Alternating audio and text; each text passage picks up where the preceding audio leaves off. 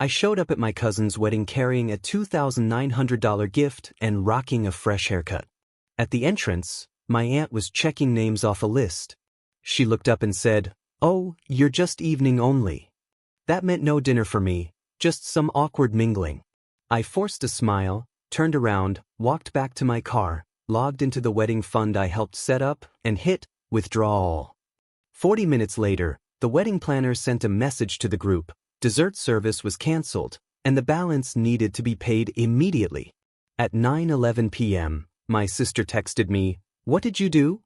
I replied, "I showed up at my cousin's wedding dressed like I might be the one getting engaged. Fresh haircut, charcoal suit, pocket square folded like a ransom note.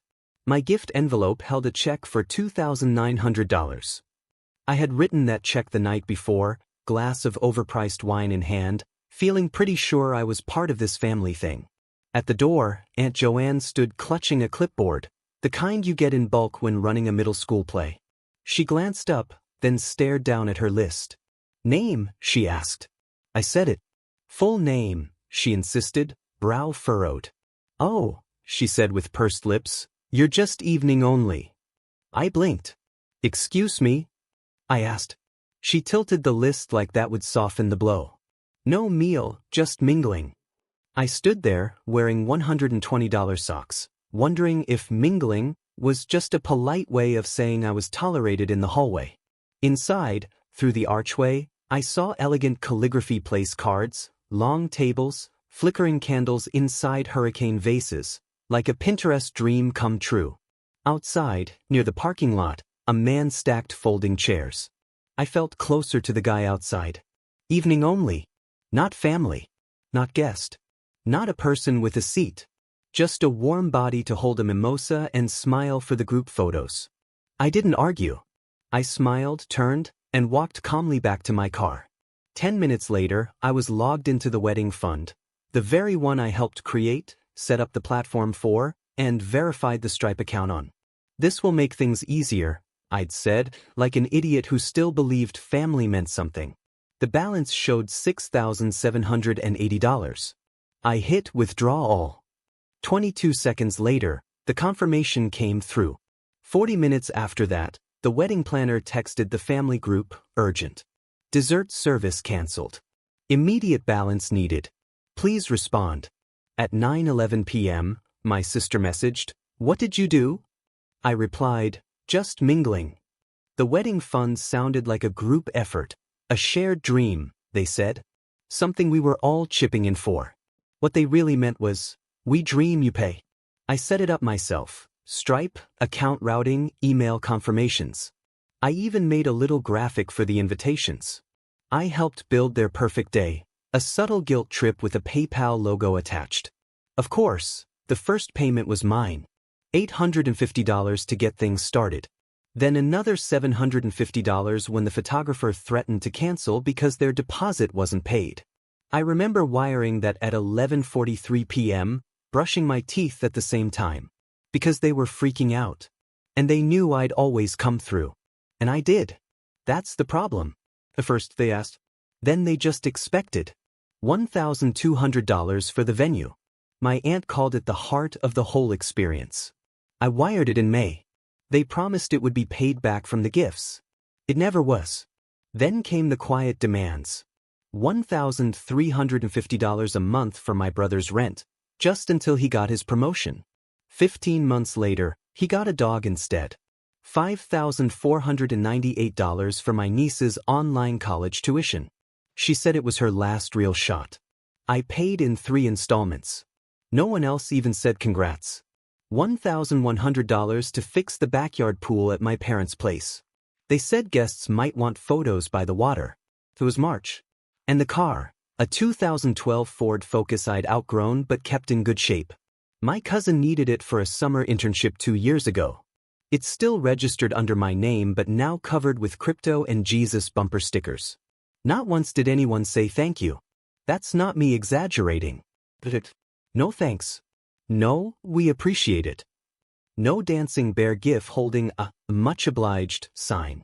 Nothing. There was a moment about a year ago when I thought maybe they didn't realize how much I was giving. Maybe all the money was going through my parents, and others assumed someone else was helping. That illusion ended at dinner when my aunt said, "You're lucky, you know. No kids, no spouse, just freedom and a good job. This is your way of giving back." I just paid $5,000 that week. She said it between bites of imported salmon. The only real honesty came from my mom, one rare vulnerable moment. She sighed and said, "If you ever stop helping, this whole thing falls apart." She didn't say it scared, more like a warning. Like I was the foundation, and they all just built on top. Even the wedding budget started to feel less like a gift and more like a subsidy. 2 weeks before the wedding, the planner messaged me directly. "Hi. Quick note. The couple decided to keep the cake simple, 2 tiers, buttercream. They're reallocating funds to a surprise cocktail garden. Just wanted to keep you in the loop." Cocktail garden. That was the moment I realized the fund wasn't about making the day special. It was about seeing how far they could stretch my generosity before it broke. I lay in bed staring at the fund balance. $6,780. I'd created it. I'd funded it. I kept the fund going. The rest of them just celebrated like it was nothing. Then they handed me that flimsy badge at the entrance. White, lowercase, bold letters spelling out "evening only." That's when I realized they hadn't just forgotten I was part of this. They erased me. I wasn't family anymore. I was just infrastructure. And even infrastructure has an off switch. I didn't check my phone until I got home. I wanted to savor the silence, the kind that doesn't come with requests for tips, favors, or forgiveness. Then the notifications hit. 22 missed calls. 11 from my sister. 3 from my mom. The rest were a mix of in-laws, plus ones, and one sketchy number I guessed belonged to the wedding planner's assistant. The group chat exploded. First message, "Why would you do that?" Then, "Where's the cake vendor?" Payment bounced. Finally, my sister blew up the chat in all caps. "What did you do?" I replied with just 2 words, "Just mingling." Silence for 3 minutes. Then the planner messaged again, "Dessert service cancelled. No champagne tower. Urgent fix needed." I didn't answer. They called it a miscommunication. I saw it as me drawing a line. At 11:08 p.m., someone dropped this in the chat. "We were counting on that money. That paid for the toast, the lights, the champagne, the cake, everything." No one mentioned that my name was printed in 16-point Arial as "evening only." I scrolled back through the messages like I was reading legal evidence. Nobody asked why I'd done it. Instead, they just blamed me for their own expectations. There were phrases like, "You're overreacting, this isn't about you," and my personal favorite, "You should have just talked to us first." I had talked, just not out loud. For the last 2 years, every rent payment, every tuition deposit, every emergency transfer when the power company shut them off for unpaid bills, I'd been the silent provider.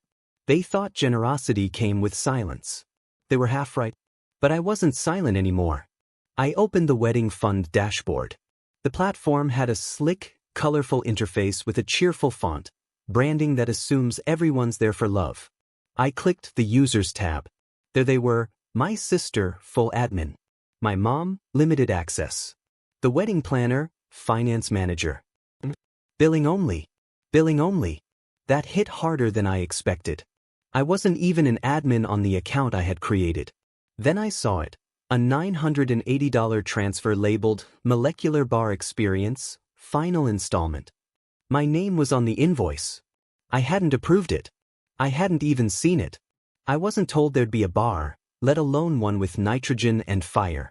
Another charge, $2,300 for lighting upgrade, lantern path package. Again, billed to my email. They used my profile, my login, my payment history, and someone had changed the password. I reset it. The recovery email still went to me. Sloppy. I got back in, exported all the transactions, downloaded a zip file, and opened every invoice. There it was, my name, my card, my digital signature. Except I never signed anything. They hadn't just overspent. They acted without permission. They took the one thing I gave without expectation, trust, and turned it into a receipt. Suddenly, The phrase evening only made perfect sense. It wasn't about food. It was about status. About visibility. A polite way of saying, you're good for the money, but not for the memories. I sat at my desk, surrounded by papers, forged signatures, and the soft hum of my laptop fan. My phone buzzed again. This time, it was my sister with just 3 words, "We need to talk." I didn't reply. I was preparing my case. I sent one email. Subject line, unapproved transactions and misuse of my details. Attached were 5 invoices, screenshots, and a PDF proving my name was used without consent. I CC'd the wedding platform support and the legal team. 14 minutes later, a reply came. We're reviewing the evidence and have frozen the account as a precaution. Precaution. I liked that word. Felt like something I should have done 2 years ago. At 1:24 a.m., my bank pinged me. Did you authorize a $2,300 payment to Lantern Decor Group? Declined. Then an email. They tried again. Same amount. New vendor name. They weren't just desperate, they were improvising. At 8:03 a.m., I found the worst one. Buried in a thread of automated confirmations was a digital contract for wedding lighting and visuals coordination, signed electronically. My name typed neatly, followed by a sloppy signature that looked like a drunk question mark. Not just sloppy. Totally inappropriate. The file name? Consent_form_final. They hadn't just used my money. They acted without telling me. I opened the family group chat and stared at it for a full minute. Just stared. Then I posted one screenshot with the caption, "Used my name without permission. Tell me again how I'm overreacting." No replies. My phone rang 4 minutes later. It was my sister. I answered. She didn't even say hello. This wasn't supposed to go this far. Defined this far. The signature thing. It was just for speed. We needed to lock in the price. I said nothing. She filled the silence with panic. "It's just money, Andrew. You always fix things. That's what you do." "No," I said, "that's what I did." She tried the sympathy card next. "Look, the wedding was a mess. Everyone was stressed. People cried. Mom was yelling at me and the planner. You downgraded me from family to evening only while spending thousands under my name. That wasn't stress. That was strategy." Silence. "I never wanted to hurt you," she said quietly. "I just assumed you'd handle it like you always do." I nodded, even though she couldn't see me. "I did handle it," I said. Then I logged back into the fund, withdrew the remaining $320, and closed the account for good. 30 seconds later, my phone rang, Mom calling. I let it go to voicemail. Then a message popped up, "You're making a big deal out of this. It's still family." So I sent her the same screenshot of the forged signature and replied, "You used my name. You lost the right to call this family." That was the last thing I typed in that chat. But it wasn't the last thing I did. I exported the entire account history, zipped it into a folder called wedding_under_skirmish_use_records.zip, and saved it 3 times, on my desktop, in the cloud, and on an encrypted drive. Just in case anyone wanted to settle this with lawyers someday. At 9:02 a.m., I sent one final message to the group. Available balance, $0. Just like my interest. I haven't read a single message from them since. Not because they stopped texting, but because I stopped opening the messages. They vanished for 3 days. No texts. No calls. No drama. No fake apologies. Just the kind of empty silence that happens when people are forced to sit with the wreckage they made. After the forged signature. After the group message with the screenshot and the words, "You used my name. Now live without it." Not even a passive-aggressive meme from my sister. No prayer hands emoji. No mistakes were made. Just a void. Then Monday morning at 10:06 a.m., my mom messaged. "Maybe it's time to stop fighting. Can we just talk? We miss you." Not "we're sorry." Not "we went too far." Just talk. The most neutral word in the family dictionary.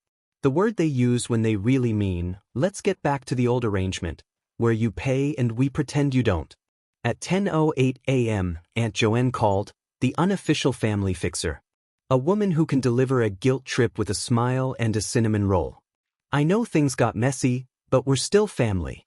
This doesn't have to be the end. You're better than this. Better than what exactly? Better than filing a fraud report? Better than withdrawing money from a fund I created and they abused? But I said nothing. I let her talk. Let her fill the silence with soft threats and gentle coaxing. When she finally paused, I said, "Sure. Let's talk." 1 minute later, she texted, "Really? Thank you. You won't regret this. We knew you just needed time." There it was again, that word. As if time healed wounds. Not accountability. Not even acknowledgement. They suggested a coffee shop, something casual, relaxed, public. I countered, "Let's do dinner. My treat. I'll book something nice." Immediate approval. Classy move. That's our guy. You always were the thoughtful one.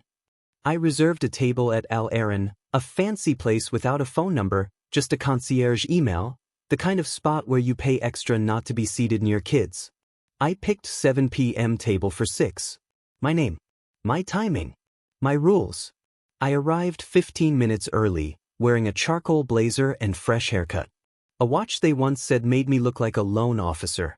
The host greeted me like I was the groom. I liked that. At 7:01, they arrived. Mom, Dad, my sister, Aunt Joanne, and Cousin Nate, the proud new owner of my 2012 Ford Focus, which still had my parking permit on the dash. Group hugs. Light laughter. A bit too cheerful. Mom handed me a tin of cookies. From the old batch. "Remember when you used to love these?" Dad patted my back and said, "You look sharp. Like a man in control." My sister added, "I'm just glad you're not holding on to all that negativity anymore." We sat down and ordered wine, French, dry, and way too expensive. Mom chose lobster risotto. Dad went for Wagyu with some kind of gold flakes. My sister asked the waiter, "What's the most photogenic main?" He smiled. "The duck confit with citrus glaze." "Perfect," she said, already opening Instagram. I asked for a club soda. No ice. I didn't need alcohol tonight. I needed clarity. Aunt Joanne toasted first. To healing, fresh starts, and remembering what really matters. Everyone raised their glasses. So did I. I played the role I'd perfected, silent funder, visible support beam. For the next hour, I watched them rewrite the story. They reminisced about old birthdays, laughed at inside jokes, and congratulated themselves for surviving tough family moments. No one mentioned the forged signature. No one brought up the wedding fund. No one apologized. The closest was when Mom looked across the table and said, "We didn't always know how to show gratitude, but we see you now. You've always been the responsible one." Responsible, their favorite word for me. Translation, you're the one we count on to quietly clean up the mess. My sister took a group selfie, leaned in for the perfect angle, added a filter, and posted it with the caption, "Whole again. #family first #healing dinner." I almost laughed out loud. They thought we were whole. They thought I'd come back to fix the books, refill the fund, pretend the fraud was just a glitch. But I wasn't there to heal. I was there to witness the final scene before the credits rolled. Because when someone burns your house down and hands you a candle, you don't rebuild. You move on. Quietly. For good. So when my sister leaned across the table and said, "It feels good, right? Like the realist again." I smiled. Yeah. Almost. And I meant it. Almost. I glanced at my watch, then looked around at all of them. Full, relaxed, unaware. Dad chewing slowly. Aunt wiping sauce from her mouth. Cousin scrolling on his phone, probably checking for a ride home. They had no clue what was coming. I stood up. "Excuse me," I said quietly. "I just need to take a call real quick. Be right back." "No problem," Mom said. I walked past the bar, past the restrooms, took the left hallway marked service only, slipped out the side door, and headed down the block. There was no call waiting for me. Just silence. And my footsteps. 15 minutes later, back inside the restaurant, a waiter approached the table. "Would you like to settle the bill?" he asked. Dad reached out instinctively. "He's coming, right?" "No, sir," the waiter replied. He's gone. Gone. The waiter nodded, polite but firm. He only paid for one drink. They stared stunned. How much is the rest? My sister asked. The waiter smiled politely but with no warmth. $1,800. Before tip. Silence. Then chaos. Phones out. Calls placed. Missed rings. He's not answering, Dad said. He just left, Mom whispered. He wouldn't do that, my sister said. Except I would. And I did. At home. I was already on the couch, bare feet, sweatpants, biting into a greasy pepperoni pizza slice on a plastic plate. No garnish. No linen napkins. Just me, a soda can, and a $4.99 combo that tasted like freedom. My phone buzzed. And buzzed. I let it ring until it slid off the coffee table and hit the floor. Then I picked it up. One message. From my sister. How could you do that to us? I replied, you're used to me paying quietly. Now I left quietly. Blocked the thread. Turned the phone off. That night, I slept deeper than I had in months. They thought silence meant weakness. They forgot silence can also be an exit. I didn't block them at first. I wanted them to feel the silence. To squirm in the emptiness where I used to be. First came the texts. Are you okay? Was dinner really necessary? That was childish. Then the guilt. You've always been the stable one. We're family. We fight. We forgive. We make mistakes. But you're better than this. They still didn't get it. I wasn't trying to hurt them. I was protecting myself from years of hidden wounds they expected me to ignore. At 7:42 a.m. the next morning, I canceled every payment. $1,100 for my parents' rent top-up. $420 for utilities on the second property. $89 for shared subscriptions. $250 for the gym. $12 for Canva Pro for someone who hasn't worked in months. All gone.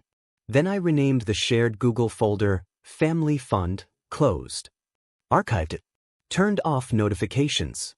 At 10 a.m., I opened my Notes app and wrote a new header, Do Not Reply. They kept messaging. Mom left a voicemail, voice soft as silk, Come back to us. We need you. My sister went sarcastic, very mature. Disappearing like a teenager. Aunt Joan sent a long text that started with, This is beneath you, and ended with, You're acting out. I didn't respond. They didn't realize yet. This silence was my answer. Friday, 2:19 p.m. New email. Subject line. Updated family budget plus FAFSA deadline. Inside, a badly formatted PDF with urgent requests. Aunt Joanne now proposed a shared account, with oversight. They suggested I voluntarily chip in $2,000 a month. I didn't reply. Instead, I attached a single image. The forged signature from the wedding decor invoice. No subject. No message. Just that one image. They never answered. Sunday morning, I sent one last message to the group chat. You said you're better without me. Prove it. Then I muted the thread. Deleted the app. No goodbyes. Just an audit trail. A week later, I sat on my couch with a pizza box, secondhand furniture, and my own Netflix login. No calls. No requests. No noise. For the first time in years, my name belonged only to me. They thought I was just a wallet with feelings. Now, all they have are feelings. And me? I have the silence.